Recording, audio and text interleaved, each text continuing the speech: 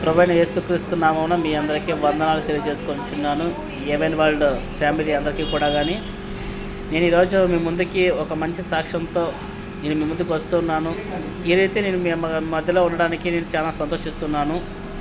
ఈరోజు నా సాక్ష్యాన్ని దేవునికి మహిమకరంగా ఉండాలని మన ఏవెన్ వరల్డ్ కుటుంబ సభ్యులతో పంచుకోవడం నాకు ఎంతగానో సంతోషకరంగా ఉంది.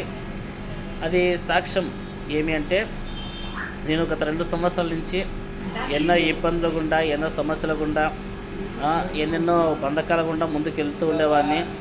నాకు 2 సంవత్సరాల నుంచి నాకు ఎటువంటి పని లేదు, ఎటువంటి ఇన్కమ్ లేదు. ఏ పని చేయాలన్నా కూడా అంతా కూడా నష్టమే.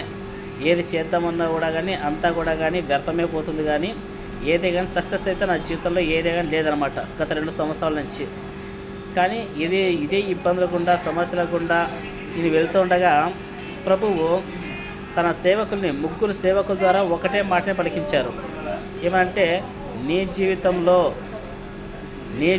నీకు అడ్డుగా ఉన్నదైతే 2 నీకు ఒక భూత వైద్యం చేయించారు, మాట మంత్రం చేయించారు. ఒక ముస్లిం వ్యక్తి, తర్వాత ఒక ముసలామే అని.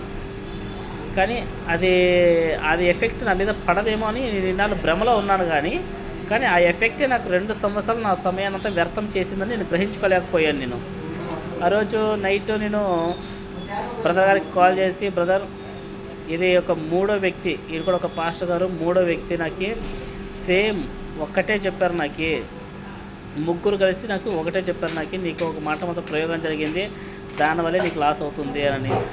అప్పుడు జాన్ బ్రదర్కి ఫోన్ చేసి నేను మాట్లాడాను. జాన్ బ్రదర్ మేము ఇద్దరం కలిసి అదే రాత్రి సమయంలో మేము ప్రార్థించగా దేవుడు తన యొక్క మహాకృపను చూపించి పద్దన్నయ్యకే ఆ మాట మంత్రం ప్రారంభించి విడుదల ఇచ్చి, వేరే సేవకునికి నేను ఫోన్ చేసినప్పుడు ఆయన నా కోసం ప్రార్థించినప్పుడు, బ్రదర్ ఇన్నాళ్ళలో మీకు ఎన్నో సమస్యలు, ఎన్నో పోరాటాలు మీకు ఉండేటివి, కానీ అవి గతించిన రాత్రి మీకైతే ఏవీ లేవు, అవన్నీ కూడా పాతానికి వెళ్ళిపోయాయి, మీ మీద అవన్నీ ఏర్పడి చేయలేదు, ఇప్పుడు మీరు ఒక నార్మల్ మనిషిగా మీరు ఉన్నారు అని ఒక సేవకుడు నాకు చెప్పడం జరిగింది. దేవుడు ఆ ప్రార్థనలు విని నాకు ఎంతగానో గొప్ప కార్యం చేశాడు. దేవునికి సమస్త మహిమ ఘనత చెల్లునుగాక.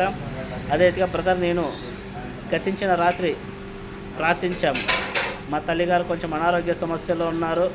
ప్రార్థించగా మా తల్లిగారు మార్నింగ్కి 3:30కి నేను లేపేటోడిని, అలాంటిది మా తల్లిగారే నన్ను లేపారు.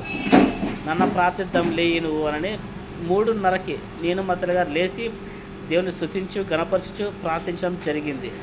నాకు పని కూడా నాకు ఉండేదైతే కాదు. కానీ ఒక అద్భుత రీతిగా దేవుడు చేసిన కార్యం ఏమంటే, ఈరోజు వచ్చేసి ఒక పెడిలైట్ కంపెనీలో ఒక హెల్పర్గా వెళ్దామని నేను తీర్మానం చేసుకొని జాబ్కి వెళ్తే, అక్కడ వాళ్ళు నాకు ప్రమోషన్ ఇచ్చి, ఒక సూపర్వైజర్గా నాకు ప్రమోషన్ ఇచ్చి, అక్కడ నా కింద 100 మంది పైగానే నా కింద పనిచేసే వాళ్ళు ఉన్నారు అక్కడ.